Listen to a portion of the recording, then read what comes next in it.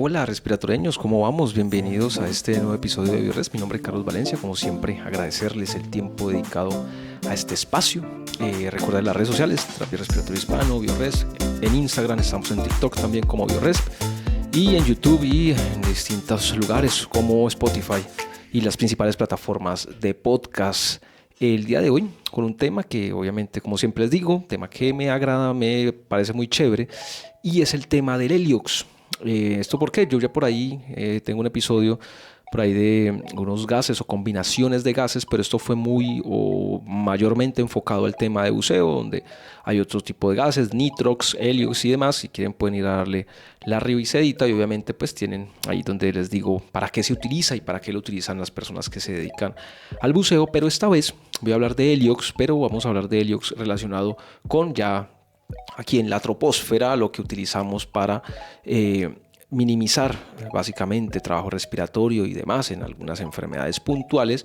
Entonces vengo a hablar solamente puntualmente hoy de Heliox. Entonces, como siempre les digo, pues siempre les digo que vamos a iniciar por el principio, y el principio es que es súper importante, antes que todo, para los profesionales en el cuidado respiratorio, entender que las bases fisiológicas, biológicas, físico-químicas, por decirlo así, son importantísimas para poder entender lo que pasa con nuestro sistema respiratorio, obviamente, entendiendo que somos, o sea, básicamente los gases nos gobiernan, hablando de los profesionales en el cuidado respiratorio. Entonces hay que tener muy claro de cómo funcionan, de qué se tratan, para poder asimismo darle al paciente que requiere, a esta persona que la estamos atendiendo, tratando, el mejor tratamiento oportuno, sea con oxígeno, en este caso puntual con Heliox, o con otra cantidad de gases medicinales que hay en el ambiente o en el mercado. Entendiendo esto, vamos a hablar de qué es el helio. Pues que primero hay que hablar del helio. Entonces el helio es una molécula, es un gas noble, es el número 2 en la tabla periódica, después del hidrógeno. Hace parte de los gases nobles. Los gases nobles, este nombre se le asoció, se le dio tomándolo por la nobleza en la época en la que fue descubierto y demás. Entonces se pensaba que era similar al oro, porque pues el oro, entendemos que el oro no reacciona casi con nada, y esto mismo pasa con este tipo de gases nobles o gases inertes, como se llamaban anteriormente, otro tipo de nombres que se le han dado. Ya lo de inertes está un poquito, está como ahí como en duda, pero por eso es que se les da a este grupo de elementos de la tabla periódica, donde está el argón, el xenón, el criptón y obviamente el helio, el nombre de gases nobles. Este helio, ¿cómo fue descubierto? Bueno, como siempre, personas muy avesadas, muy inteligentes, de hace un tiempo, por allá en 1800 y péguele, una persona estaba observando un eclipse total de luna, y cuando estaba tomando notas y documentando una cantidad de cosas, observó en el fotoespectrómetro, vio una marca que no la había visto anteriormente, teniendo que siempre hay una huella, los elementos dejan una huella en la fotoespectrometría. Entonces ellos dijeron, bueno, aquí está pasando algo. Pensaron que era un elemento nuevo, pero ahí se quedó. Posteriormente, otra persona de nombre William Ramsay, después le pasó lo mismo, pero estaba manipulando otro tipo de mineral aquí en la Tierra. Está manipulando un mineral, y cuando empieza a manipular y le aplica un ácido a este mineral, se da cuenta, esta huella que deja la fotoespectrometría también identifica algo similar a lo que se vio unos años anteriores en este eclipse total de luna, y ahí es donde identifican que es la misma huella y se dan cuenta que es el helio, básicamente, que por eso les digo pues que le colocan este nombre. El helio fue el primer elemento que se descubrió antes que en la Tierra, fuera de la Tierra. Esto no había pasado antes. Primero se dieron cuenta que estaba fuera, y luego se dieron cuenta que lo teníamos acá. El helio es el segundo elemento más abundante en el universo, pero en la Tierra desafortunadamente no contamos con tanto. ¿Y esto por qué? Porque al hacer los estudios y demás, se dan cuenta que el helio básicamente es el combustible que pues produce que nuestro amado astro Sol, y el dador de vida, es el combustible de este astro. Entonces la importancia del helio, ya que en el Sol es que se produce este helio, básicamente unas reacciones químicas, físico-químicas, donde empiezan a colapsar unas moléculas de hidrógeno, unos protones y demás, empiezan a colapsar, empiezan a liberar energía, unos fotones y otra cantidad de cosas ahí que pasan, y finalmente se genera el helio, que es el combustible de nuestro amado astrosol. Y ya aquí en la Tierra, ¿cómo se produce este helio? Bueno, el helio pues básicamente es un proceso bastante complejo y muy escaso, en el que se ve involucrado el uranio, el rodio y otros elementos ahí, que básicamente este helio se empieza a generar cuando se empiezan a degradar estos elementos y finalmente se almacena en las profundidades de la Tierra, hablando Tierra como tal, y los yacimientos de gases o de gas, por decirlo así. Entonces, donde hay gas, hay helio, sin decir claramente que obviamente por este peso tan bajo y esta densidad que tiene este elemento, que es la clave del por qué lo utilizamos tanto en salud, esta densidad tan baja se escapa por la atmósfera, se vuela, se nos va, ¿no? A diferencia del oxígeno que se va en menor cantidad, obviamente entendiendo los temas de densidades y demás.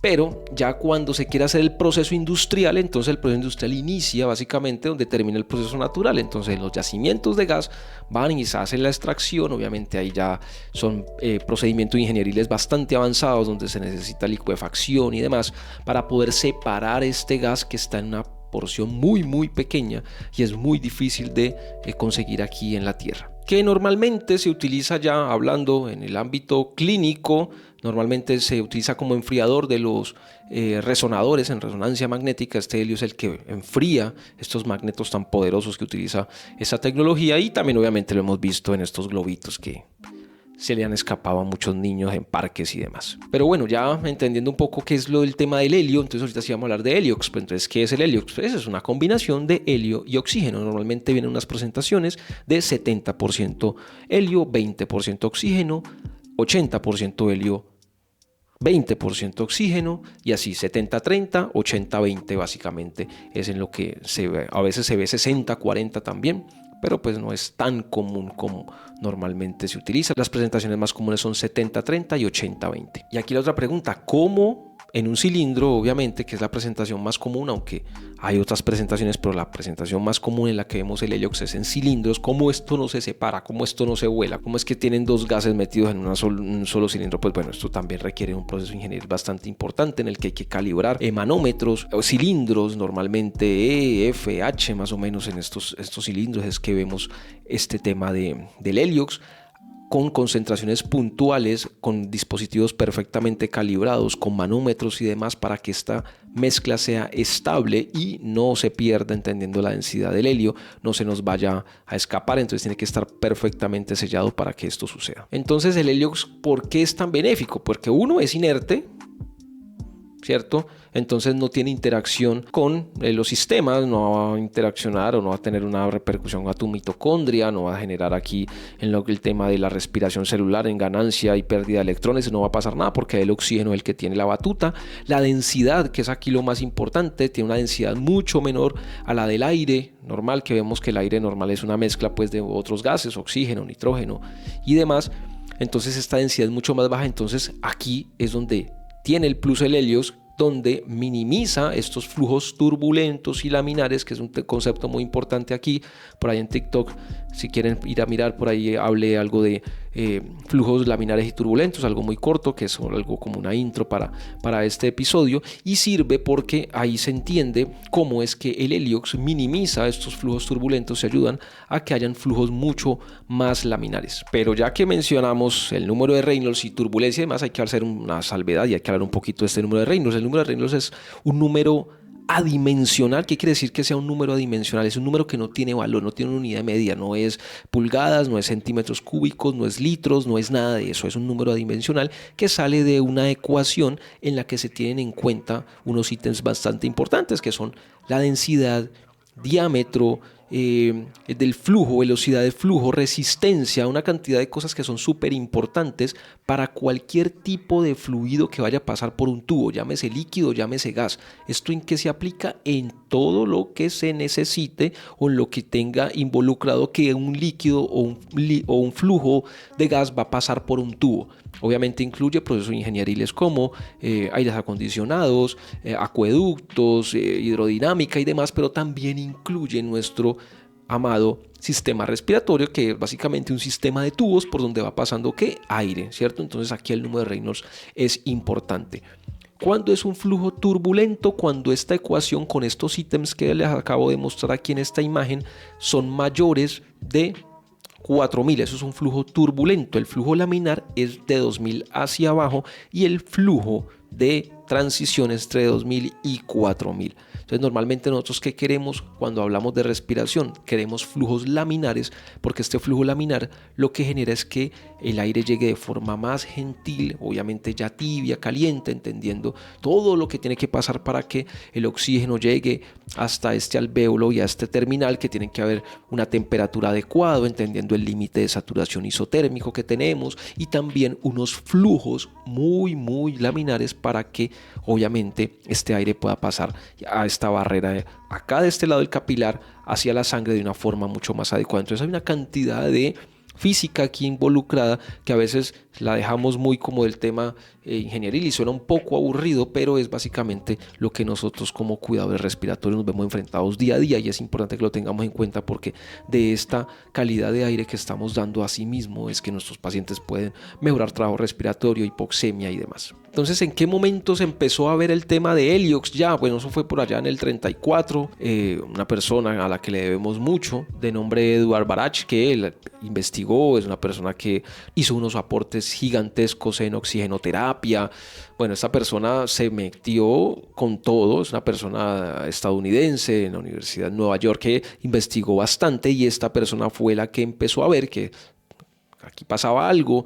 Empezó a identificar temas de personas con asma que tenían una dificultad, una limitación para que llegara este aire a las personas y pudieran minimizar su dificultad respiratoria, y el hombre se le ocurrió poner Heliox porque empezó a trasladar esa tecnología de otros lugares, y finalmente en el 34 fue que inició este tema del Heliox. Posteriormente, obviamente ya al pasar los años en pediatría se empezó a utilizar, y ahora ya hasta en adultos también se utiliza, aunque inicialmente el porcentaje de estudios y demás va a estar asociado mucho a asma, bronquiolitis y croup. Aquí les voy adelantando algo, mientras que en las enfermedades o dificultades asociadas al cuidado del paciente adulto están un poquito más atrasaditos en ese sentido, pero la evidencia también empieza a mostrar cosas positivas. Hay que tener siempre en cuenta las densidades y el por qué y dónde es que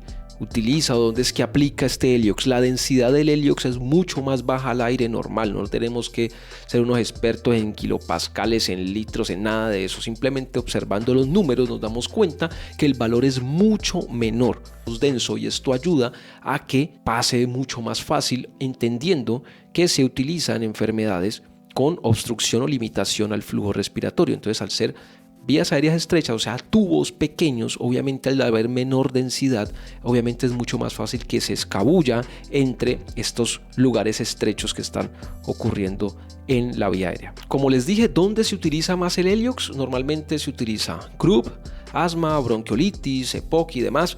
Hay un tema de evidencia que pareciese que tuviese más evidencia en asma, o sea, que en croup, pero la diferencia es que el tema es que haciendo revisiones sistemáticas y demás se empieza a dar uno cuenta que el tema es que hay muchos más estudios en asma que en croup, pero en croup hay mayor eficacia, o sea, se presentan mejores resultados. Entonces ahí es donde a veces se pierde un poquito sabe que no, ¿cómo así que en croup? ¿Cómo así que en asma? No, el tema es la diferencia, por decirlo, el número de artículos realizados en estas enfermedades. Entonces por eso es que a veces se pensara que tiene mayor o menor evidencia en otra. Es una zona muy gris que habría que hacer una revisión sistemática. Es importante, estoy seguro que ya existe por ahí, si ustedes quieren la buscan y me cuentan, pero lo que observé es básicamente esto.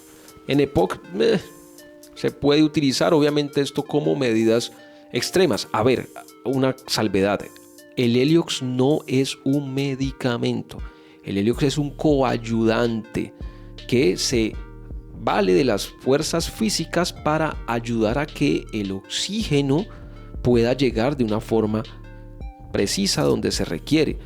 Otra cosa, ¿en qué pacientes se puede utilizar Heliox y en otros no? Entendiendo los porcentajes de las mezclas, ya les dije, 70-30, 80-20, ¿eso qué quiere decir?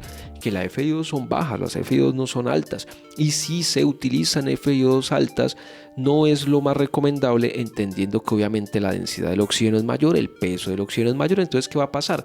El oxígeno va a arrastrar estas moléculas, las va a empujar y las va a desplazar, y básicamente el Heliox no va a tener ninguna injerencia. Entonces hay que tener mucho cuidado cuando se va a utilizar FiO2 muy altas, y Heliox básicamente no estaremos haciendo nada. Entonces, ¿qué es importante observar en Heliox?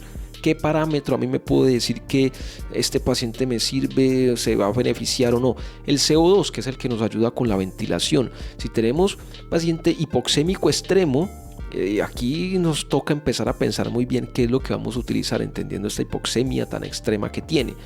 Si el CO2, si vemos que todavía el proceso es obstrucción, el Heliox nos puede ayudar mucho cuando no hay una hipoxemia extrema, y entender que el Heliox no reemplaza el manejo del broncodilatador, del esteroide, de nada de esto. O sea, este manejo tiene que ser instaurado. El Heliox va como una medida coayudante al final, es una medida extrema. Entonces, entendiendo lo que les acabo de decir, que el helio es escaso en la Tierra, miren todo el proceso que hay que hacer, hay que sacarlo de yacimientos de gas, procesarlo, licuarlo, llevarlo después y envasarlo en unas unidades que tienen que estar perfectamente calibradas en temperatura y demás. Entonces este elemento es costoso, lo que es escaso es costoso. Entonces, uno es eso, no en todos los lugares, en todas las clínicas, en todos los hospitales vas a encontrar Heliox, desafortunadamente. Donde lo tengas, chévere, y utilizarlo está súper bien, pero esa es una de las limitaciones más importantes del Heliox. El beneficio no es universal, esto es otro de los puntos negativos, esto no le sirve pues a todo mundo. Hay que tener unos dispositivos adecuados para esto, y a esto me refiero cuando vamos a utilizarlo en ventilación mecánica o en otro tipo de dispositivos, porque si lo vamos a colocar con una nebulización o con una máscara de no reinhalación, que es como normalmente se utiliza este Heliox, bien, o sea, ahí no tenemos problema. De pronto en la nebulización tienes que tener muy atento y estar muy cuidadoso, porque si pones una nebulización con Heliox, el tema es que por esta baja densidad, que es la clave del Heliox, la nebulización te va a durar más tiempo. Aquí se rompe esto de la nebulización ideal de los 6 a 8 minutos, aquí no pasa. Aquí la nebulización se te va a alargar un poco por temas de densidad. Obviamente el efecto Venturi aquí se va a ver afectado, se va a ver un poquito alterado, entonces aquí no va a pasar igual. Y como les acabo de decir, y tengo que ser clarísimo con esto, el tratamiento etiológico de la enfermedad es el principal. No es que no, póngale Heliox y quítele el salbutamol o quítele los esteroides, no, jamás. Lo principal es lo principal. Obviamente el Heliox es una medida coayudante. Entonces, volviendo a los dispositivos de administración: nebulizador, máscara de no reinhalación, cánula de alto flujo, ventilación mecánica. Aquí cuando nos metemos con los dispositivos electrónicos, aquí ya la vaina se pone un poquito más compleja, porque requieres tener dispositivos calibrados para este tipo de gas, ¿no? Es lo mismo tener un dispositivo calibrado para oxígeno o aire que para Heliox. No quiere decir que no exista. Existen nuestros dispositivos de altísima tecnología que ya vienen con estos módulos y estos paneles para poder utilizar Heliox, y es muy importante, porque si lo pones en un ventilador normal que no tenga estos paneles, tu sensor de flujo se va a volver loco. Por lo mismo, por la densidad, él no sabe qué va a medir, él no está sabiendo qué está midiendo, él está entendiendo que ahí está pasando un gas que no es lo que él normalmente está midiendo. Entonces hay que tener mucho cuidado con estos dispositivos electrónicos o eléctricos para administrar el helio, hablando de ventilación mecánica y cánula nasal de alto flujo. ¿Cómo lo vas a encontrar? Bueno, en la forma en la que yo lo he visto en cilindros, unos cilindros como café, ¿sí? El color café, tipos de cilindro H, K, E, bueno, me corrigen si de pronto me falta alguno o me equivoco en alguno, pero también hay lugares pues a ver, en el mundo ideal hay redes de Heliox, pucha, quisiera yo ver una red de Heliox en una clínica, no la conozco. Si ustedes la conocen, por favor, coméntenme y muéstrenme. A ver, no quiere decir que no exista, sé que existen, pero si ustedes han tenido contacto con esto, por favor, compartan su experiencia y nos dicen cómo cómo es esto. Y también pues obviamente tanques portátiles y demás, pero normalmente como yo lo he visto ha sido en cilindros, que es como lo más común. Y ya para finalizar hay un tema que lo dejé al final porque sí, del Heliox siempre hablamos y se ha comentado mucho del tema de densidad y cómo puede minimizar el trabajo respiratorio, cómo puede hacer que este oxígeno se meta y se escabulla entre estos pequeños orificios que nos empieza a dejar una obstrucción masiva como un CRUB o como un asma.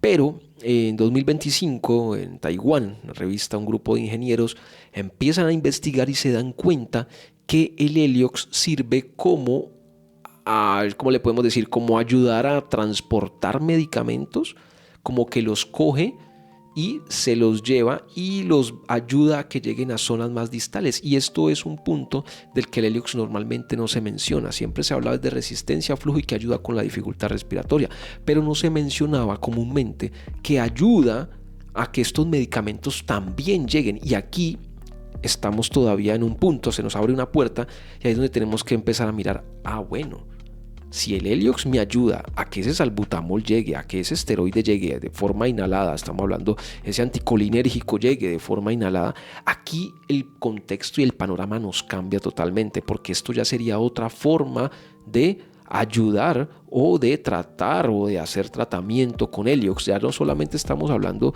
de resistencia y que el gas pase, estamos ayudando es que haya un mejor depósito, hablando de inhaloterapia y nebulizaciones y demás, y esto a nosotros como profesionales del cuidado respiratorio nos ayudaría muchísimo. Entonces sería algo muy muy chévere que se siguiera investigando en relación a esto. Entonces ya para finalizar, pues yo pienso que el futuro del cuidado respiratorio, siempre lo digo, siempre que tengo una charla, siempre que he tenido la fortuna de estar invitado en algún lugar, siempre digo lo mismo: el futuro del cuidado respiratorio, de la terapia respiratoria, es que se comprenda los principios físico, químicos y biológicos, porque de esos principios básicos podemos partir para poder generar más conocimiento y seguir avanzando en este hermoso lugar que yo amo, que es la terapia respiratoria. Soy terapeuta respiratorio y al que me dedico desde hace ya bastante tiempo. Entonces ese es el llamado: sigamos analizando las cosas básicas, devolvámonos un poco, no descuidemos. El Heliox está por allá en un rincón y eso sí, a ver, es caro, tiene una cantidad de cosas en todo lado,